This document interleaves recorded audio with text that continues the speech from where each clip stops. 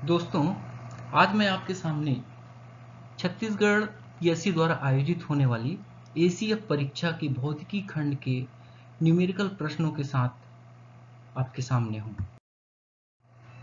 यहाँ पर मैंने दो प्रश्न लिए हैं, एक उत्तल लेंस से संबंधित और एक अवतल लेंस से संबंधित। ये दोनों ही प्रश्न बहुत ही सिग्निफिकेंट रोल निभाएंगे आपकी तैयारी में, क्योंकि ये दो प्रश्नों के साथ जो पीछे इसके सैद्धांतिक पहलू हैं, अगर आपने समझ लिए तो इस किस्म के आप सैकड़ों प्रश्न बिना किसी परेशानी से हल कर सकते हैं। तो पहला हम लेते हैं अवतल लेंस के द्वारा बनने वाले प्रतिबिंब और उससे संबंधित न्यूमेरिकल क्वेश्चन।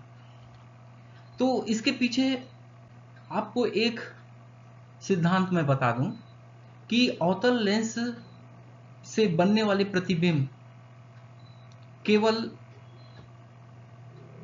दो ही प्रकार के होते हैं।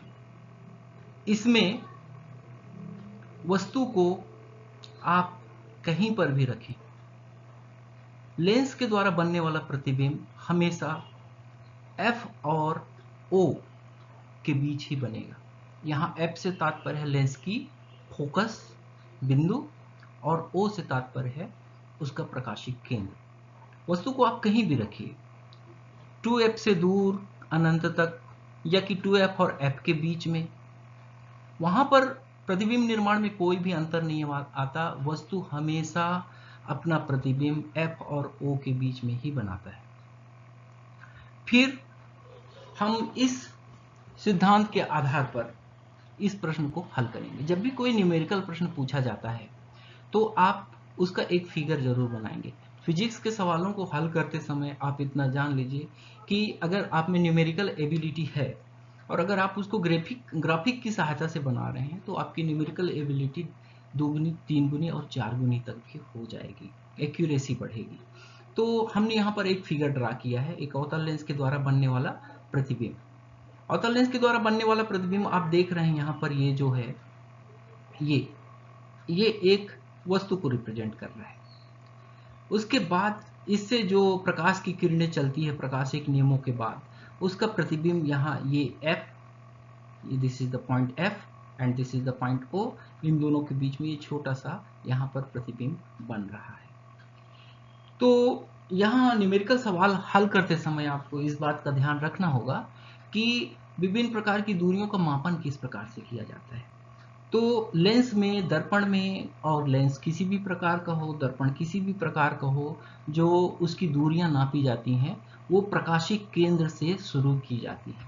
प्रकाशिक केंद्र से बाएं तरफ की दूरियां, ये लेफ्ट की दूरियां आपको निगेटिव लेना है, और इस प्रकाशिक केंद्र से दाहिने तरफ की दूरियों को आपको पॉजिटिव लेना है। इस प्रकाशिक केंद्र से इस मुख्य अक्ष, प्रकाशिक अक्ष जो है, इससे ऊपर की दूरियों को पॉजिटिव लेना है और इससे नीचे की दूरियों को निगेटिव लेना है।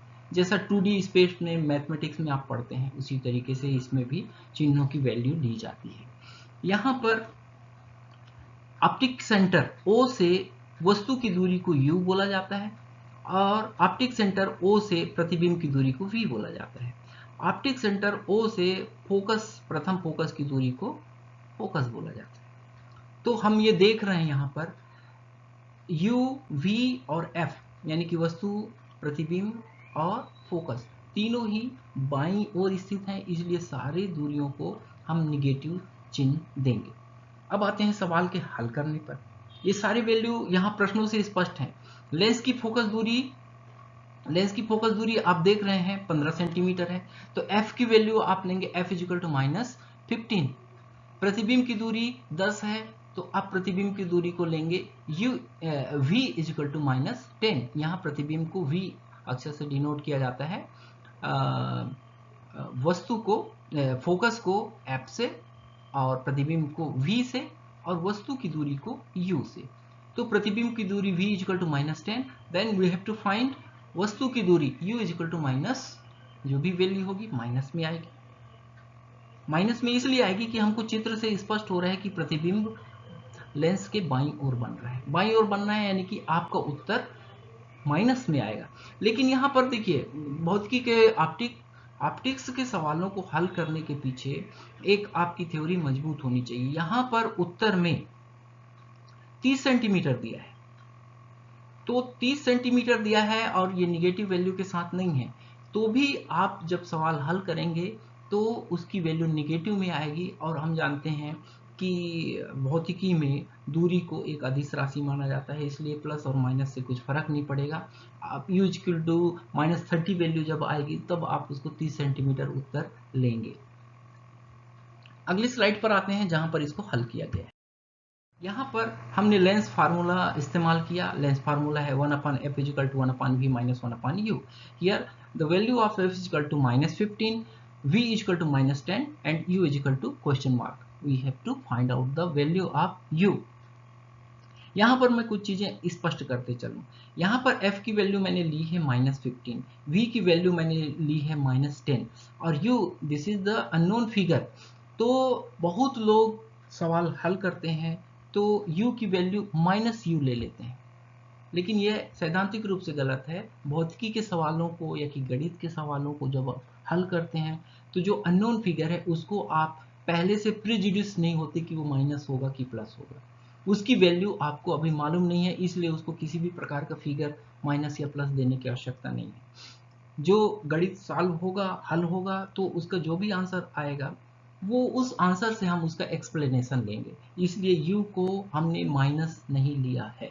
आप हमेशा ध्यान रखेंगे कि लेंस या कि दर्पण के सवाल हल करते समय जो अननोन फिगर है उसको किसी प्रकार का चिन्ह आपको नहीं देना है। अगले स्लाइड पर आते हैं। यहाँ पर हमने वैल्यू रख दिया, f की वैल्यू माइनस रख दी -15, v की वैल्यू हमने रख दी -10 और u अननोन फिगर है। ये देखिए यहाँ पर मैं जो कहना चाह रहा हूँ, u में आप किसी प्रकार का चिन्ह नहीं दे रहे हैं, u मतलब u, लेकिन v चूंकि एक ज्ञात राशि है, इट इज नोन फिगर, और जो कि हमको चित्र से दिखाई दे रहा है कि माइनस है, इसलिए हम u की वैल्यू v की वैल्यू -10 लेते हैं, जबकि u की किसी प्रकार की हम वैल्यू नहीं देते। अब जब इसको समीकरण के सिद्धांतों से, गणित के सिद्धांतों से, लघुत्तम समापवर्ती वगैरह निकाल के जब हम हल करते हैं तो u 1/u = -1/30 प्राप्त होता है, और ये कंपेयर करने के बाद आपको सीधे सीधे दिखाई दे रहा है कि u = -30, तो हमारा आंसर होगा 30 सेंटीमीटर। यहाँ पर आप देखें कि u = -30 आया है, इसकी आप एक्सप्लेनेशन क्या करेंगे? इसका एक्सप्लेनेशन आप करेंगे कि चूंकि u जो कि वस्तु की दूरी है उसकी वैल्यू माइनस आ रही है, तो भौतिकी के प्रकाशिकी के सवाल को जब आप लगाते हैं तो चिन्हों से आप उसकी दिशा जानते हैं।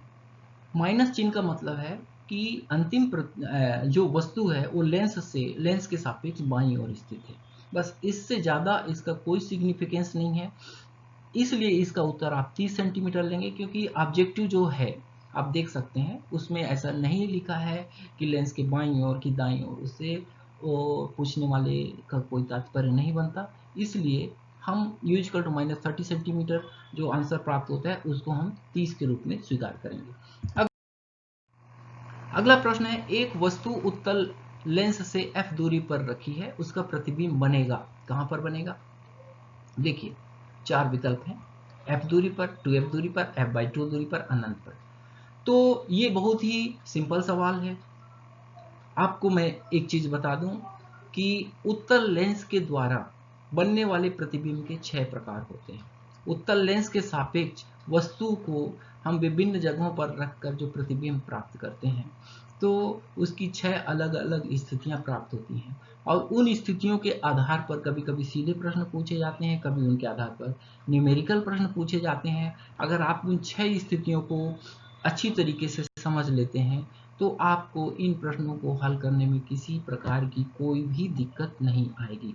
तो सीधी सी बात है कि जब वस्तु F पर है तो उसका प्रतिबिंब अनंत पर बनता है, ये उसकी एक स्पेशल विशेष स्थिति है। अगर क्रम के हिसाब से देखें तो ये 5वें प्रकार के प्रतिबिंब का निर्माण है।